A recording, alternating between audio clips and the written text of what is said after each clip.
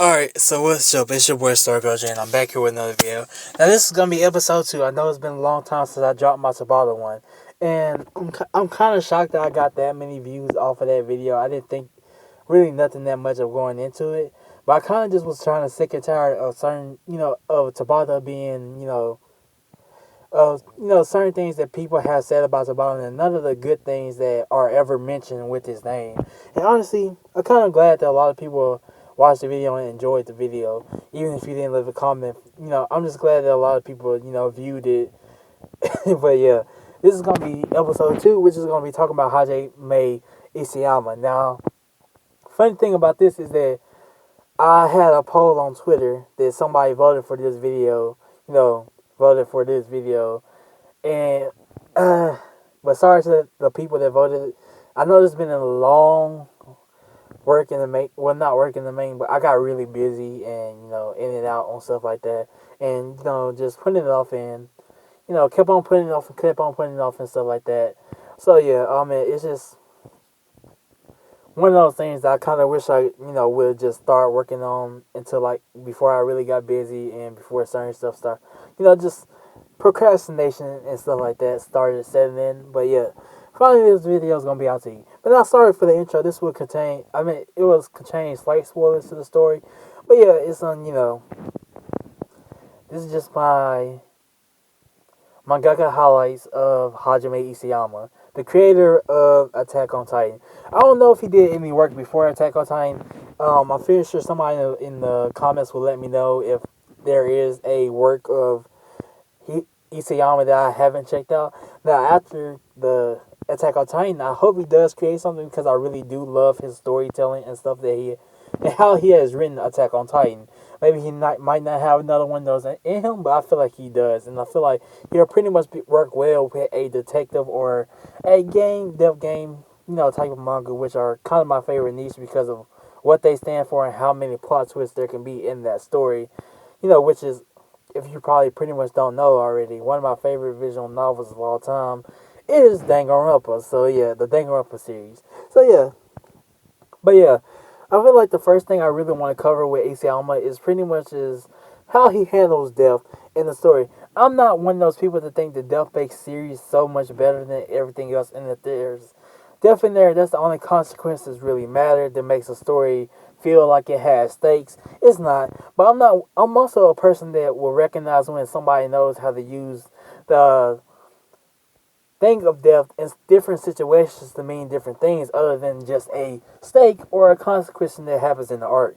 Honestly, I love how Isayama handled all the deaths in the story, even the the minor ones or the ones that might not have seemed minor up until a certain point, such as Marco. Marco is a death that I feel like a lot of people, we knew it happened, but we didn't know exactly how it happened.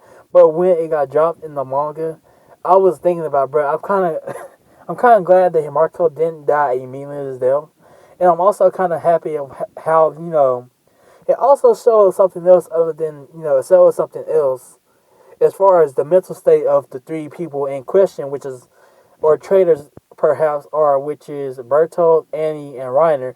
All of them look like they really didn't want to kill Marco, especially since they've been with them a long time.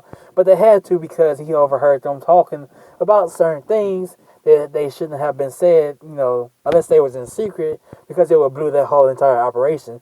Marco is a death because Marco feels like a character that might get made fun of a lot, but he was also a character that death was used in a way to just to show how other characters outside of the, how would I put it, to show their true emotions behind their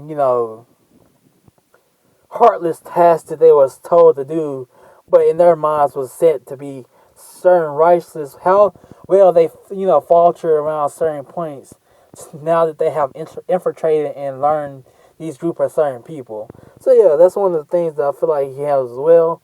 But also, let's not add the facts that how the death of Levi's original squad, mini squad inside the corpse was used. I feel like honestly it was kind of a way of Aaron becoming be able to do what feel his own gut and do what he do. He does. Damn it, hold up, fix that word. do what he needs to be, what he thinks needs to be done by himself, and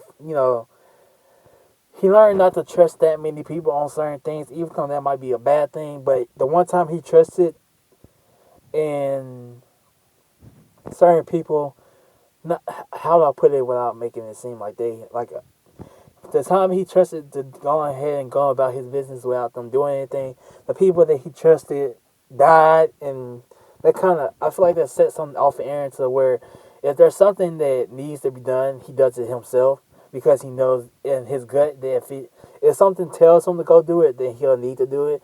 And also, let's not forget about Erwin. Erwin is a character that I have mixed feelings on. I think he's a great character, but to a certain extent, I like Armin better. For those Attack on Titan fans, you know what I mean by that. I feel like honestly they made the right choice, but that's neither here or there. But I feel like honestly him going out the way he did was really spectacular because it feels like he's been doing that all his life. He feel like the whole backstory, not the whole like, not really backstory leading up to that, but the whole thing of showing his emotional state and how he felt about the people that when he took on missions and stuff like that, how he felt about how majority of those he felt like those was his fault. So it was only time for him to go out there and do it with the people on his battlefield, so he can at least feel like he's not being cheated out of or spared from what they got, and he's being left. Damn, I'm trying to figure out the words to say this. Okay, let's get it. Where he personally feel like he got off easy because those people that he led died into battle. And let's be honest, the Survey Corps really name should have been like suicide missionaries because that's literally what they had done until the new recruits had come in, which included, Aaron, Mikasa, John, Ryan, Roberto, all those people. They came from there except like for exception like Annie to a certain extent. But he felt like all of those was results of, so him going out gloriously in the battlefield to open up a path for Levi. It's kind of also funny because it seems like, I mean, even though Levi didn't turn out to be the commander, it was kind of just showing how much trust he had in Levi and how much he was just really done with just everything. He had suffered enough deaths and stuff like that, and he was also just able to do something with his life. So that's how I feel about his death. I spent a lot of time talking about on this point, but the second point I really want to talk about is characters. Well, not really. How would I put it? Not characters, but callbacks, or it's a more specific term that is used in English than, because you got foreshadowing, you also got something else, which I feel like I forgot because I don't use that word that much, and I haven't used it in a very very long time. But I feel like I honestly love when he does it because there's so many things that it feels like, how do I put it?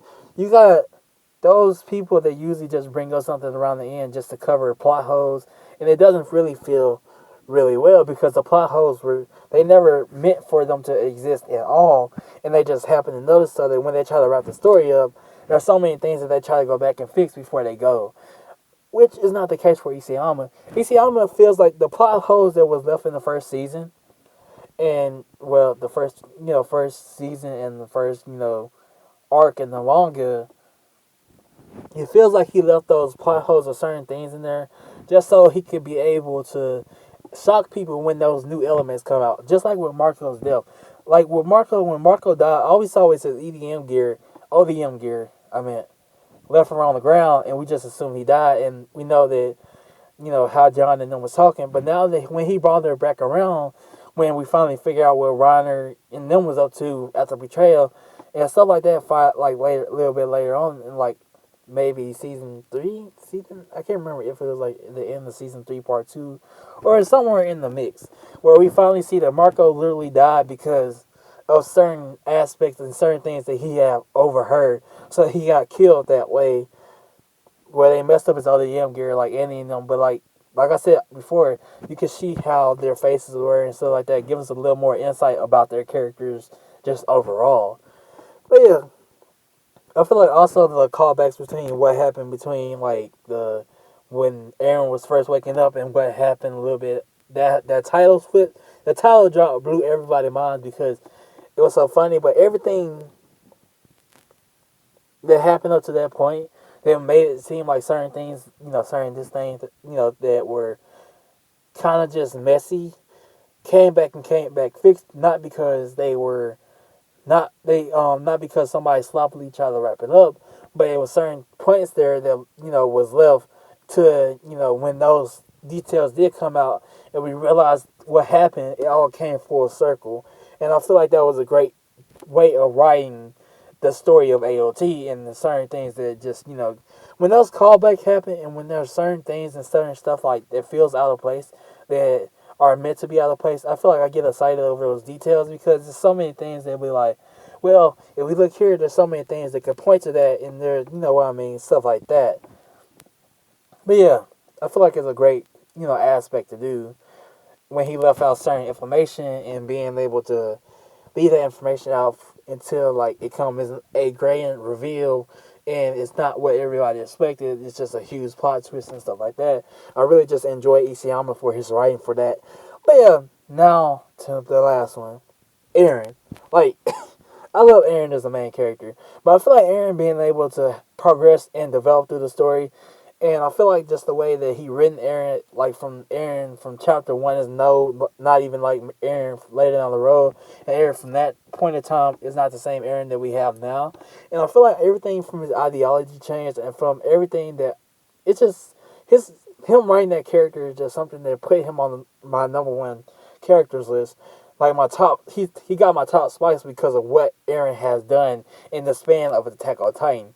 Honestly, let's not. I also won't forget that like how Isayama write characters, even though he doesn't have the biggest cast, and a lot of his cast isn't like I feel like he writ them in a way to which ones are important and which ones are not there for a very long time.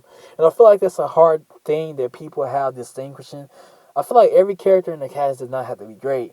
They just have to fulfill their certain role. And I feel like most of the cast does that by being sometimes one-off characters or certain characters that are come back to give information or stuff like that, or certain things like that, or where certain characters are introduced just for a certain like a certain purpose or anything like that, and maybe like discarded soon after.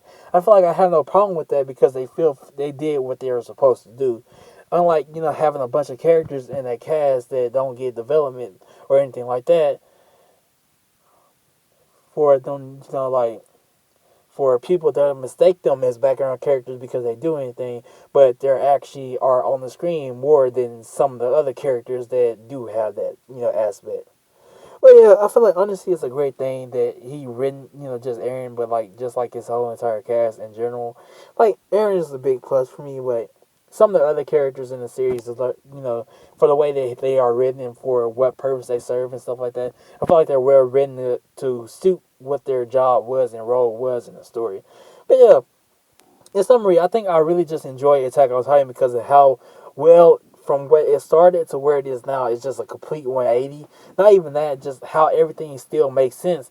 Even though this story from Attack on One is like way different from where we got right now or where we at in the manga, which is really just astounding to me. Like for your story to still make sense after your story from the first season to the like where we are now, like to the fourth season, is nowhere near like remotely the same type of concepts, and for them to still go together hand in hand with certain information connecting them is something still astonishing and great to me.